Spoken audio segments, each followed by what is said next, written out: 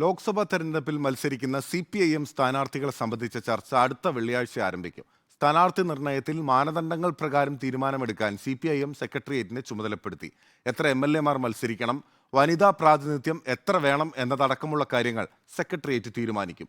തെരഞ്ഞെടുപ്പിന് മുൻപ് 2 മാസത്തെ ക്ഷേമ പെൻഷൻ നൽകുമെന്നും CPIM സംസ്ഥാന കമ്മിറ്റിയിൽ പ്രഖ്യാപിച്ചു. തെരഞ്ഞെടുപ്പ് വിജ്ഞാപനം കഴിഞ്ഞ സ്ഥാനാർത്ഥികളെ തീരുമാനിച്ചു പ്രഖ്യാപിക്കാനായിരുന്നു ധാരണ. എന്നാൽ വിജ്ഞാപനം വന്നില്ലെങ്കിലും ഈ മാസം 16-ന് ചേരുന്ന സംസ്ഥാന സെക്രട്ടേറിയറ്റ് യോഗത്തിൽ ചർച്ച തുടങ്ങാനാണ് പുതിയ തീരുമാനം. പാർട്ടി നേതൃത്വം സംസ്ഥാന കമ്മിറ്റിയിലാണ് ഇക്കാര്യം അറിയിച്ചത്. സ്ഥാനാർത്ഥി നിർണയത്തിൽ മാനദണ്ഡങ്ങൾ പ്രകാരം തീരുമാനമെടുക്കാൻ സംസ്ഥാന കമ്മിറ്റി സെക്രട്ടേറിയറ്റിനെ ചുമതലപ്പെടുത്തി. എത്ര MLA-മാർ മത്സരിക്കണം, വനിതാ പ്രാതിനിധ്യം എത്ര വേണം എന്നതടക്കമുള്ള കാര്യങ്ങൾ സെക്രട്ടേറിയറ്റ് തീരുമാനിക്കും. സ്ഥാനാർത്ഥി പട്ടികയിൽ യുവപ്രാതിനിധ്യം വേണമെന്നും ആവശ്യമുണ്ട്. എല്ലാത്തിലും അന്തിമ തീരുമാനം സംസ്ഥാന സെക്രട്ടേറിയറ്റ് കൈക്കൊള്ളും. തെരഞ്ഞെടുപ്പിന് മുൻപ് 2 മാസത്തെ ക്ഷേമ പെൻഷൻ നൽകുമെന്നും നേതൃത്വം സംസ്ഥാന കമ്മിറ്റിയിൽ പ്രഖ്യാപിച്ചു. ജനങ്ങളുടെ പ്രതിഷേധം അതോടെ ശമിക്കുമെന്ന പ്രതീക്ഷയിലാണ് നടപടി.